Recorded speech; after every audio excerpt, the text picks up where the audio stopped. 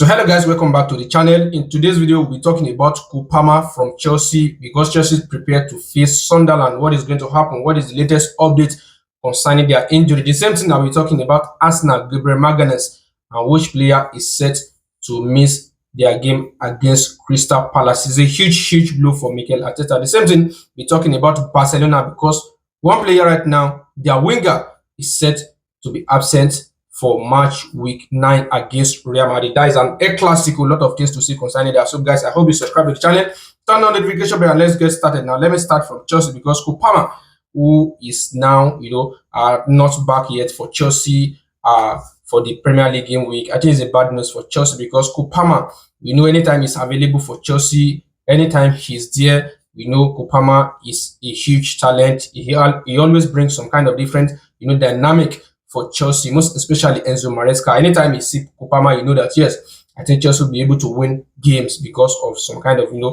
his kind of playing style. I think Kupama is one of the best players right now out there. So Chelsea missing him is a huge blow for Chelsea. And I think that's why Chelsea has been struggling in some of their games because if Kupama has been present, I think it's going to be another different game entirely. So Kupama, I think with the report, they said he's going to be sidelined due to injury for 6 weeks, and he's expected to be back early December. So definitely during this November, that is next month, he's not going to be present for Chelsea. So it's a huge blow for Enzo Maresca. I think Chelsea actually needs to start taking good care of Kupama right now because his injury has always been too much right now for Chelsea because he has not been playing so much games and sadly due to injury. It's a bad news, and we saw what he did under Mauricio Pochettino when he was available. I think he has been a fantastic player. He has been scoring goals and he has been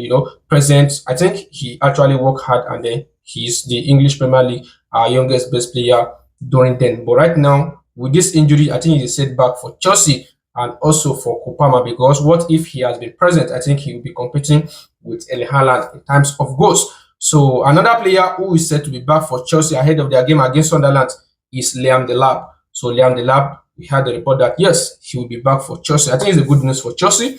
More options for selection for Enzo Maresca in the attacking front. I think it's going to be a good one, and also a good one for Joao Pedro because he'll be looking at Liam Delap. Then he will actually improve his game. It's going to be a good one for Chelsea. Now let's go to Arsenal and talk about Gabriel Magalhaes because the report is that he is now out due to injury. Mikel Arteta provided an update saying that their game against Atletico Madrid he was substituted because of they suspected that he has actually picked an injury, and it's a bad news for Arsenal.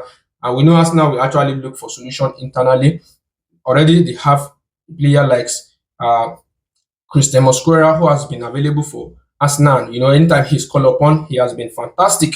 So him replacing Gabriel Magalhaes is going to be another different thing because this is not William Saliba. I think his position he has actually replaced William Saliba when he was absent very well.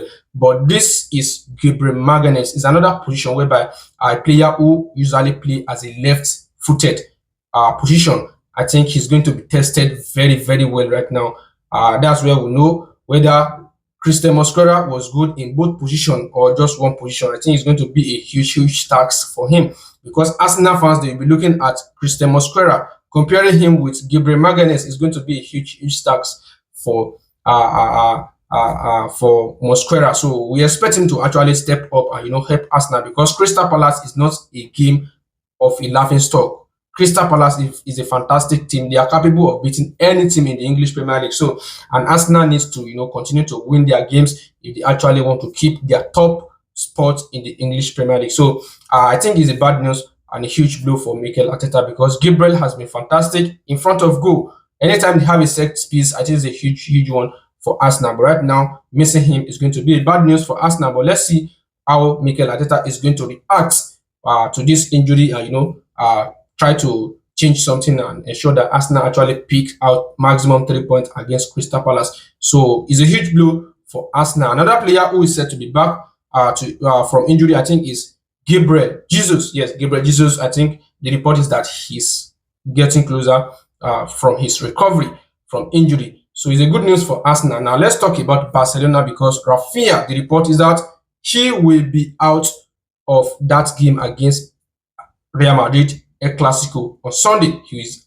actually ruled out because his recovery has now, is now a setback for him. He has not recovered very well, so he has now, returned back to that injury. So it's a huge bad news for Barcelona, because it's going to be a huge loss for Barcelona. Last season we saw, I think he played 4 games against Real Madrid, and he scored 5 goals against them. So it is a huge loss for Hansi Flick, because he's expecting him to come to the team, and bring the kind of leadership and also goal scoring, and kind of that pressure that Rafinha actually, mounted on the opponent. So it's going to be a huge loss for Barcelona. But we trust Hansi Flick. He can actually provide a solution whenever a player is out due to injury. So let's see how Barcelona is going to cope without Rafinha, because right now Rafinha has now returned back to that injury. So it's a huge news and a huge blow for Barcelona. So let's see what is going to happen